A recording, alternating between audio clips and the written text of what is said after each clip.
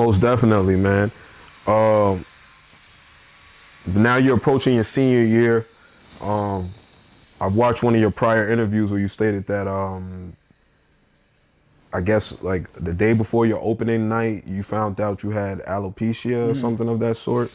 And I just wanted to ask, one, how did you suspect that you might have had that, and two, how did you take it in when the doctor Yeah. gave you that news?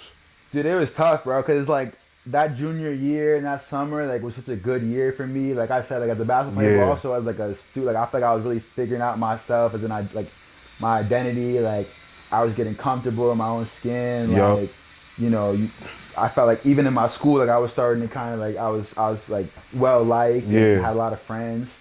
And then the start of that senior year was just like off the rip, which was really tough. Because now after that summer, I'm like, all right, I got all this recruitment, but I still don't have any D1 offers. So I'm like, you know, I'm already kind of like, all right, is this really like now I'm starting to face reality. I'm like, am I really going to be able to like I always thought I would be able to go D1, but will I actually like because it's tough for unsigned seniors that yeah, have no offers to go yeah. D1.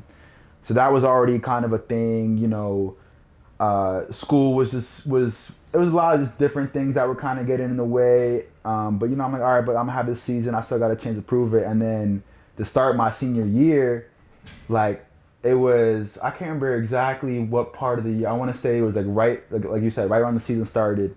I noticed that like I had like a patch of like hair loss in the back of my head. And at first I didn't really think much of it because I had something like that before when I was younger, and I kind of just thought like maybe my barber like messed up or something like that, or Yeah, like I didn't, and it always grew back.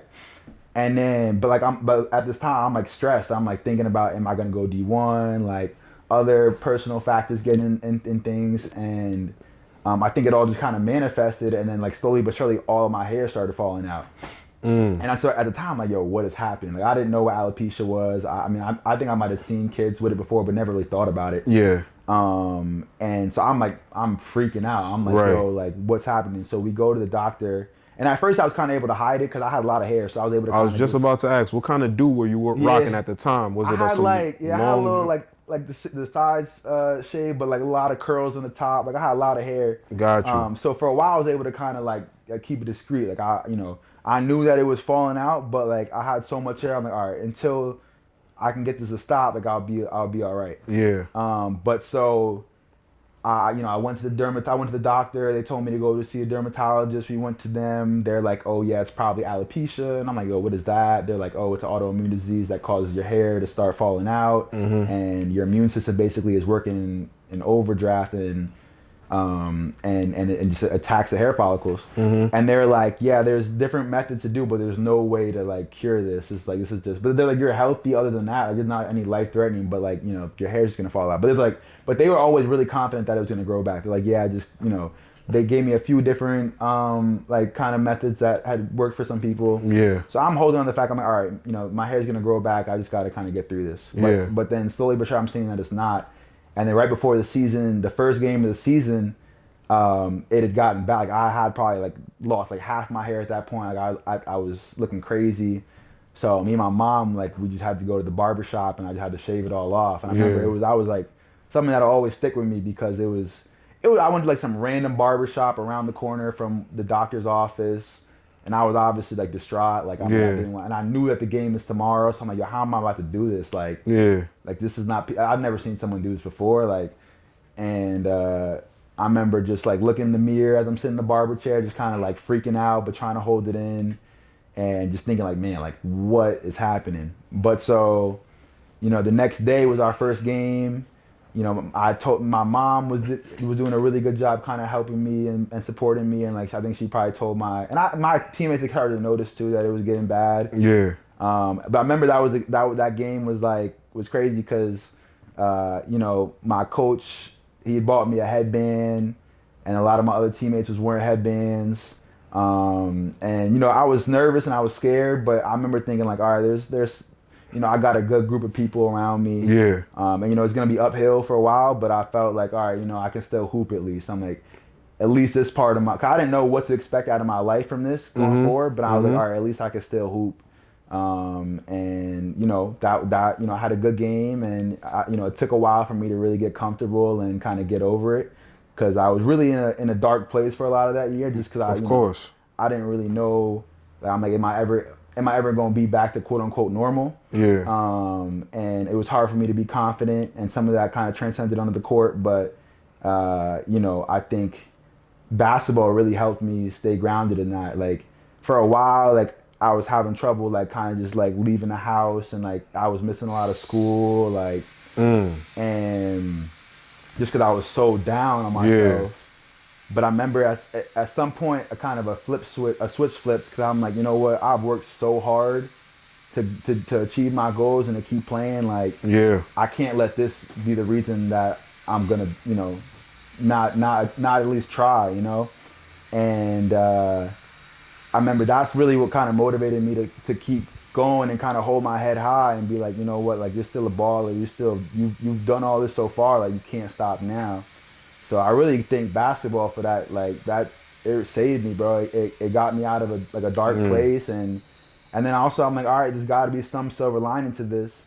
So I'm like, for better or for worse, I'm gonna stand out. So, like, all right, if I'm gonna stand, and that's a big thing with, like, that's a big thing when it comes to recruiting. Like, I remember you go to all them hoop group camps with younger, they're like, all right, how do you stand out as a prospect? Because a million dudes want to get recruited, and in my head, I'm like, all right, well, if every gym, every camp, every AU team I go to, I'm gonna be the most unique looking dude in the gym. So, like, if I'm out there diving on loose balls, like, playing lockdown defense, like, doing what I do, like, they gotta notice. Nah, that is a fact, Zay. That's a fact, bro. Like it, they may not. Because I'm gonna be real with you.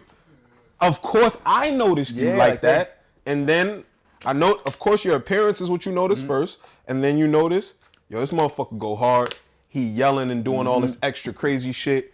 So when I would talk about you to your AAU director, which we will get into him later, that's how I would describe. Like, before I knew your name, yo, the ball crazy mom. Like, straight like that. Yo, the ball crazy kid on your team, bro. Yo, he go hard. Yo, the kid, he muscle bound. Yada yada yada. And that's another, for people who are watching this. Zay just gave y'all a gem. Another one I would say is, if you got muscles, not wearing a shirt under your jersey, man. Because it's little things it sticks out because you're playing against a bunch of dudes who are skinny. So go ahead, my bad, man. No, but that's major. That's a fact. Like, I remember thinking, like, all right, like, and I was kind of at parts in that senior year when I was really down. I'm like, maybe I'll just go to the schools that are wanting me right now, and I had some good options. I was like, maybe I'll just go D3 because they were the only schools recruiting me at the time. But then I think once that flip kind of switched, or that switch flipped, I was like, you know what? Nah, like, I'm not ready to, like, I really want to keep trying for D1 and to go to a D1 school. So that was when I kind of started learning about the prep school ranks and what it meant to, because I had never reclassed before, and my birthday was always later. So I was always young for my grade. So I kind of gotten introduced to Coach James Cormier from Cushing Academy. And he really liked my game, and wanted to give me an opportunity to play in the prep school ranks in the NEPSAC at a very reputable program. So I remember I was kind of stuck. I'm like, all right, at the time I basically had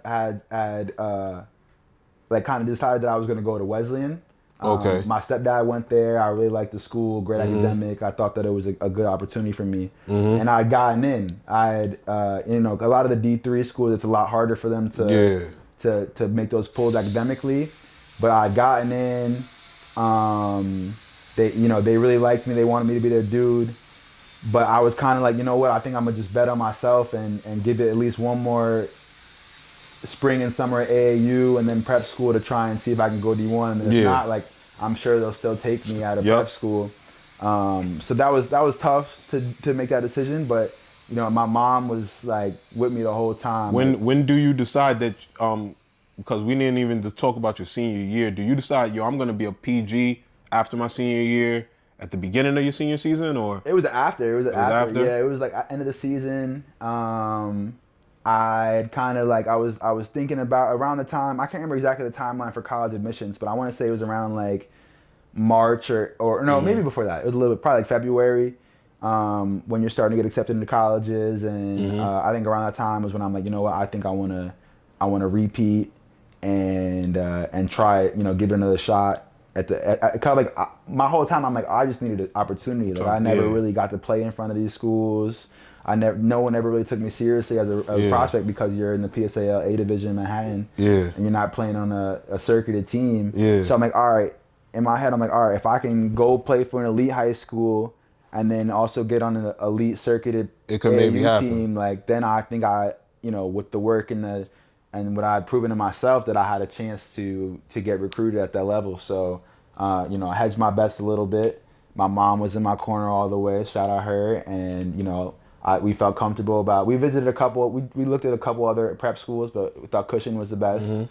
And then once I kind of decided on that, I was like, all right, I gotta get. I obviously shout out my guy Brian and his AAU program. But I was like, I got. If I'm gonna do this, I gotta. Yeah, you gotta show AAU yourself team that I can do. Yeah. Let me ask you this though, before you get into AAU, take us through your senior season. You find out you have alopecia. You say hooping was basically like a coping mechanism during that time. You went on average 18 a game, 8 boards, 5 assists, 4 steals, and then you took it to another level in the playoffs where you were getting 30 and 14 a game. Mm-hmm. Take us through that senior year and how did you take it up a notch?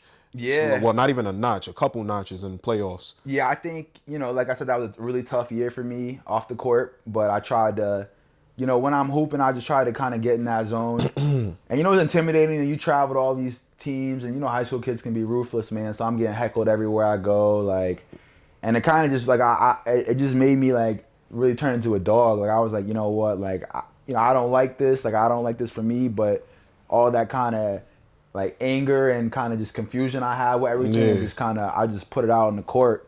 And our team wasn't as, we were a little bit, we had lost a lot of guys from the year before, so we weren't as, we didn't win as many games. Mm-hmm. But I think I had to carry a bigger load in terms of just scoring, passing, rebounding, defending. And I think, like I said, that it just meant something different to me that year. Like I was so like angry and so like just confused with everything. I think I just really wanted to, like, basketball was the only thing that was I could count on to be, like, not consistent, but that I knew that I could control. Control it, yeah. As much as obviously it's like I can control, but I think it was a good senior year. We didn't win as many games, but we made the playoffs. I had a 2 really good playoff games, or a couple really good. I can't remember how many it was. It was like 2 or 3, and I think that was a big help for me, just as like as a hooper, but also just as like a human. Like, yeah.